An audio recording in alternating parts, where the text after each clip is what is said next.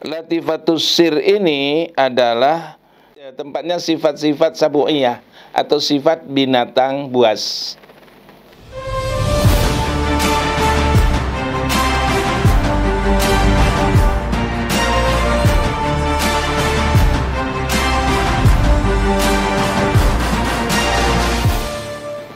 Assalamualaikum warahmatullahi wabarakatuh. Bismillah, alhamdulillah, salatu wassalamu ala rasulillah Sayyidina Muhammad ibn Abdullah wa ala alihi washabihi man ittaba'a hudah, amma ba'da. Allah Subhanahu wa ta'ala berfirman, fa innahu ya'lamu sirra wa akhfa. Sesungguhnya Dia, Allah, mengetahui hal yang sir. Hal yang sir ini adalah sesuatu yang rahasia, wa akhfa, dan tersembunyi. Nah, dari ayat ini di dalam Thariqah Naqsyabandi, ya, dalam Thariqah Naqsyabandi, dari ayat ini kemudian ada satu lataif yang disebut dengan latifatus sir. Ya, latifatus sir. Adanya latifatus sir itu 2 jari di bawah susu kiri, di atas 2 jari di bawah susu, di atas susu kiri. Nah, ini latifatus sir. Ya. Qalbi, ruh, sir, khofi. Ya. Ini latifatus sir. Dan latifatus sir ini adalah tempatnya sifat-sifat sabu'iyah atau sifat binatang buas. Bagaimana sifat binatang buas? Namanya sifat binatang buas ini ya kerjaannya apa? Kerjaannya memusuhi yang lain, tidak suka didekati, nggak suka diganggu, mudah tersinggung dan lain sebagainya. Itu sifat binatang buas. Dan manusia itu punya. Manusia itu punya sifat itu. Ada orang yang mudah marah, mudah tersinggung. Coba, maaf, kalau kita jalan ada ular, kemudian ular itu kesenggol kaki kita, yang kesenggol itu ekornya. Kira-kira gimana ular itu? Dia akan berusaha berbalik dan untuk menggigit kaki yang menyenggol ekornya itu. Begitu juga lah orang yang punya sifat binatang buas, maka begitu tersinggung dia akan berubah. Matanya merah, ya, nafasnya ini berat dan berusaha melotot, marah. Itu sifat binatang buas. Di mana-mana binatang buas seperti itu. Dan kalau sudah orang dikuasai oleh binatang buas ini, kerjanya dia akan memusuhi orang-orang lain yang dekat dengan dia. Pokoknya nggak maulah, dia yang harus berkuasa, dia yang harus hebat, dia yang harus menang. Dia yang harus menang. Tidak peduli kalau orang lain itu atau binatang lain menjadi korbannya, atau kalau manusia lain menjadi korban daripada kekejamannya, kejamatan dari sifat binatang buas ini. Kemudian sifat binatang buas yang ada di dalam diri manusia, ini sebaiknya memang tidak dipelihara. Maksudnya tidak dipelihara, ya harus dikikis.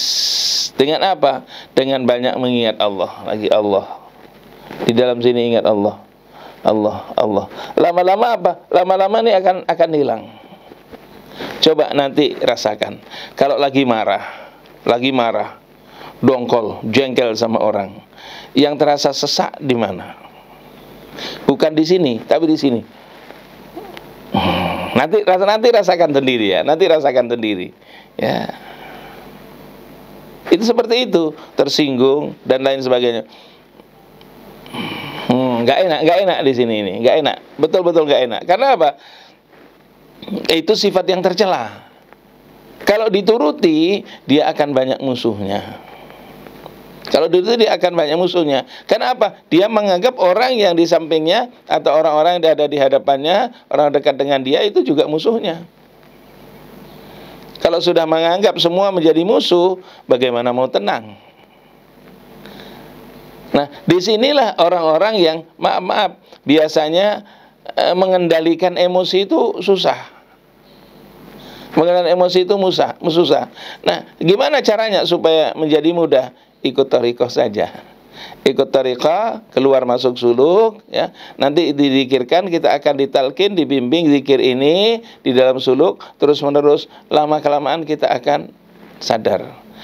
Nah, jangankan kita, bagaimana baginda Rasulullah sallallahu alaihi wasallam. Rasulullah adalah manusia yang paling dicintai oleh Allah Subhanahu wa taala, yang dijamin masuk surga, tidak melakukan dosa.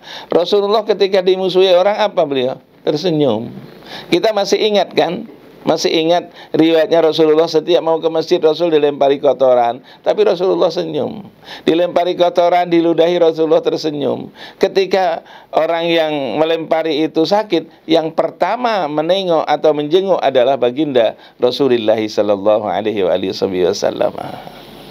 Ketika beliau berangkat ke Taif, baginda Rasul sallallahu alaihi wasallam dakwah, mengajak ke jalan Allah. Tapi apa yang dikasihkan oleh orang-orang Taif? Memusuhi Rasulullah. Mereka melempari batu, melempari kotoran, sehingga baginda Rasulullah sallallahu alaihi wasallam berdarah. Dan saat malaikat menawarkan kepada Rasulullah, mengatakan, "Hai Muhammad, bagaimana kalau gunung ini aku angkat, aku lemparkan kepada penduduk Taif?" Apa kata Rasulullah? Jangan. Jangan. Siapa tahu nanti dari sulbi-sulbi mereka akan lahir anak-anak yang beriman, akan lahir orang-orang beriman kepada Allah Subhanahu wa taala.